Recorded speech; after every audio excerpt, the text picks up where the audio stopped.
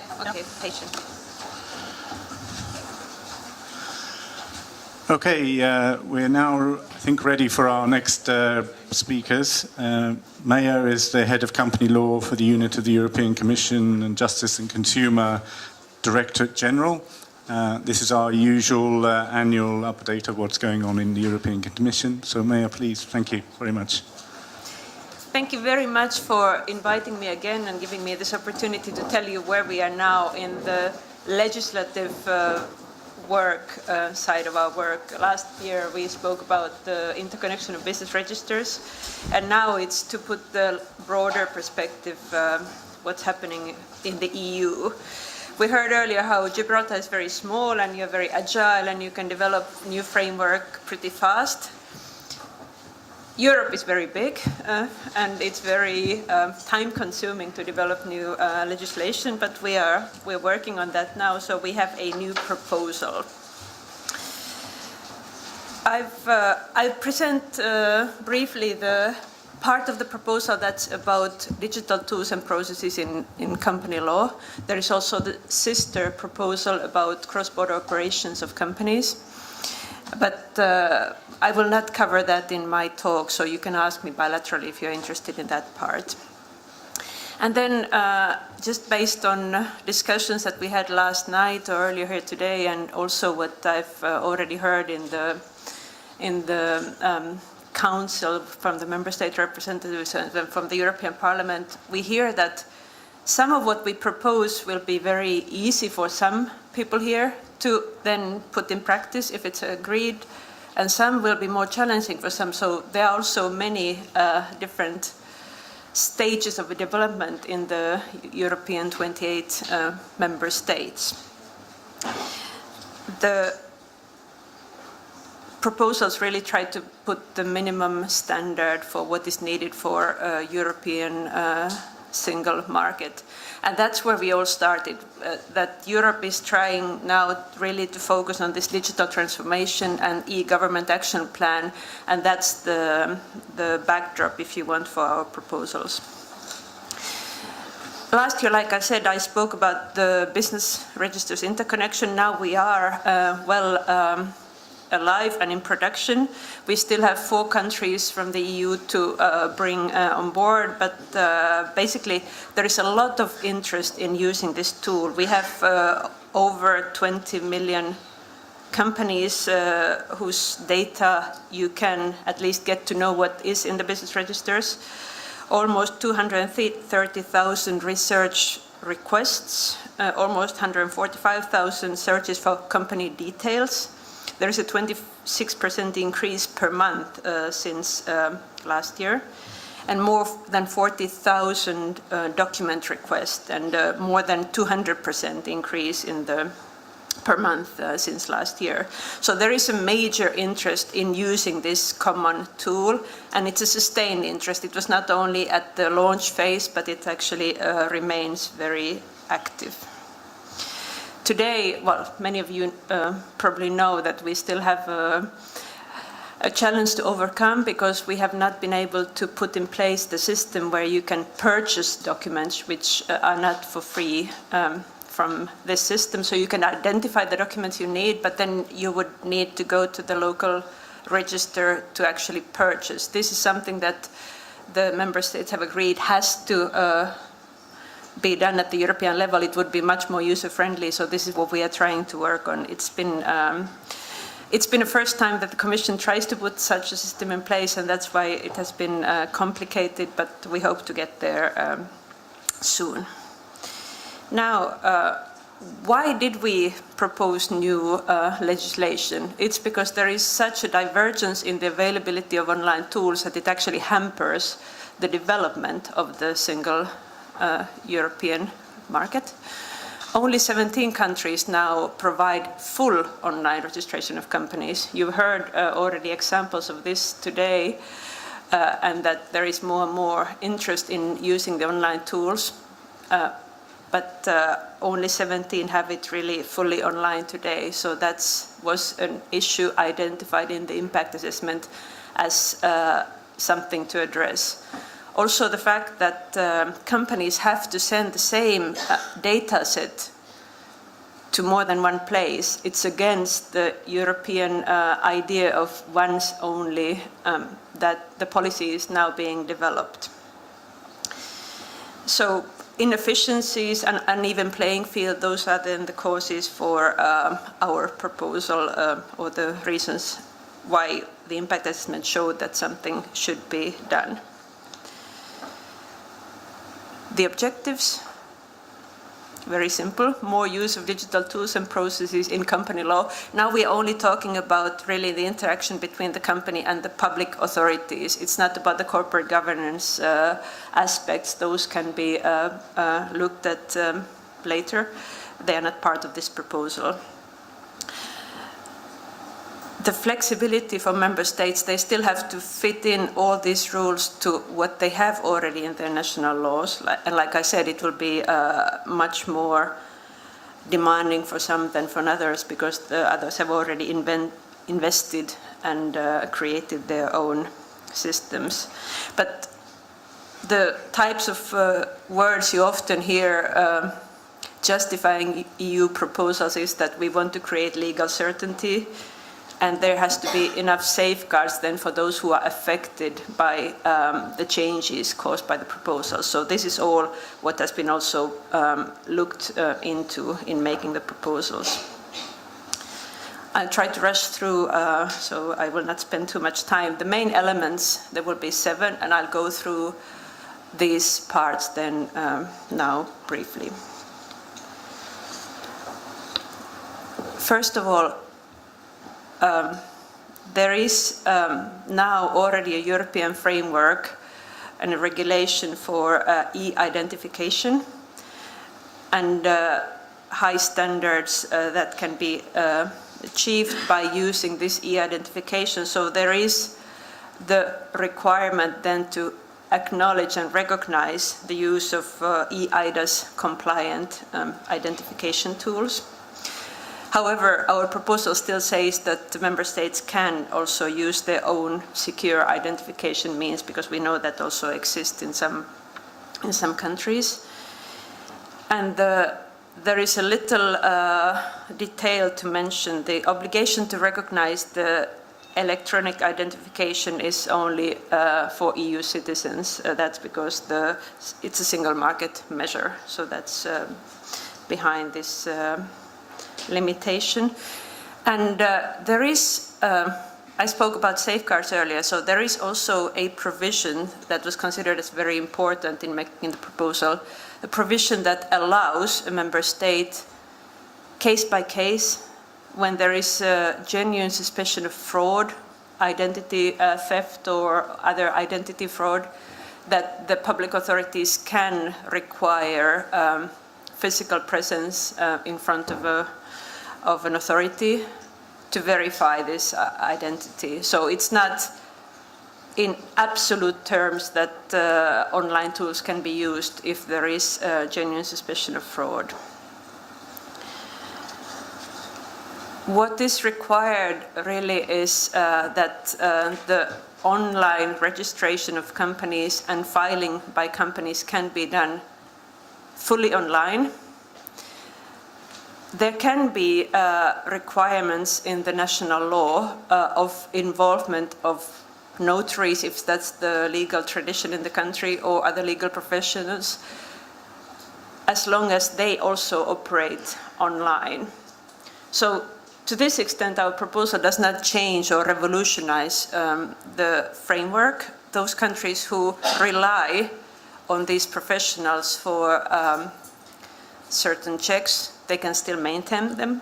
They have to allow this to happen online, and they have to specify in their national rules and how, what are the steps to be carried out, what has to be done concretely online. And we are only proposing, as all the company law acquis is this for limited liability companies and branches. And we even give an opt-out possibility for public limited liability companies if member states find those are too complex really to regulate in terms of online registration. There is also interest in having templates online, multilingual templates for founding companies that are simple, if we can say that. Those are not EU making, they are actually provided by the member states. They're supposed to be provided by the member states for the registration of private limited liability companies. They can also exist for public limited liability companies. That depends on the member state if they want to provide it. And then in the same way as for the single digital gateway proposal that you may have heard about also, that is now being negotiated for a year, there is the requirement to, like I said, to have also not only the national language but also another EU official language for the templates. Again, like I said, the role of notaries or other legal professionals is not impacted. So if somebody wants to get advice and not to use a template, there is no obligation, and the template content can also be modified, but they are there for those who actually find it helpful.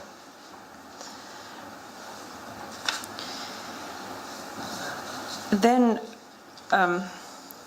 the member states have to provide information how a company can be founded. And this information has to be, again, available also in other languages and has to be explained in a understandable way and free of charge. I think that goes without saying.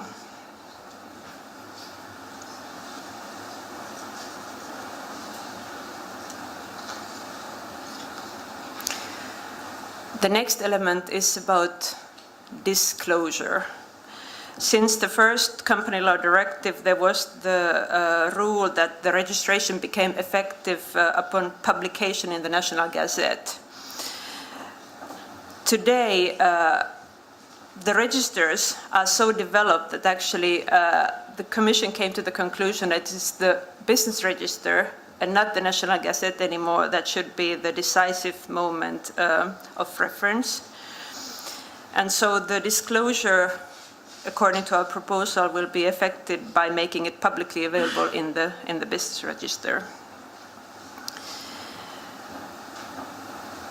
The member states can keep the role of the National Gazette, but again, once only. That's the principle that we wanted to focus on, because that is the demand also that we got in the consultations. So then, if the National Gazette exists, it's the business register who should send the data to the National Gazette for also being available there for those who are used to reading the National Gazette. I'll really try to go through quickly if we're late. So another element of novelty is that we want to increase the information and exchange of information through this system, the business register interconnection system that I spoke about earlier, because it is a well-developed and well-functioning tool for now. So that there would be more information shared between the member states, and there would be also more information available to the public.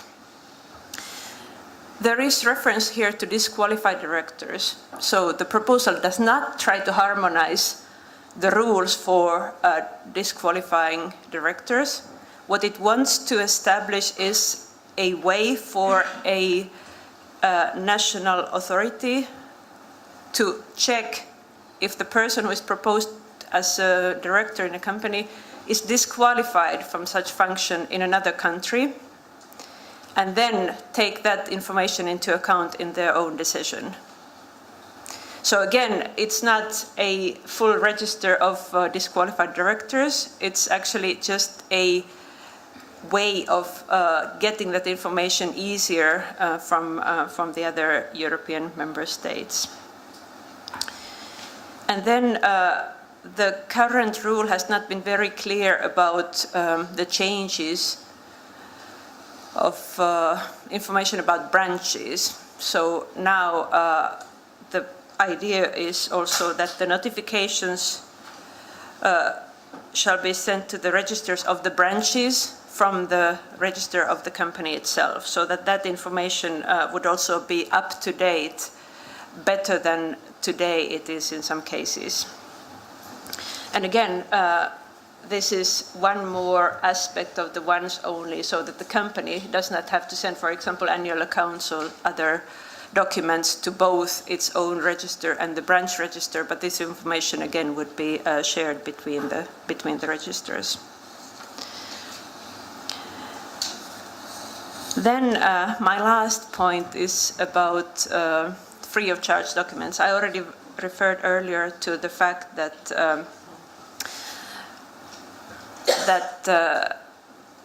in some countries all data in the business registers is free of charge, and in some there are fees to be paid, not for all documents, because the current law already specifies what information has to be available free of charge, but it's quite limited.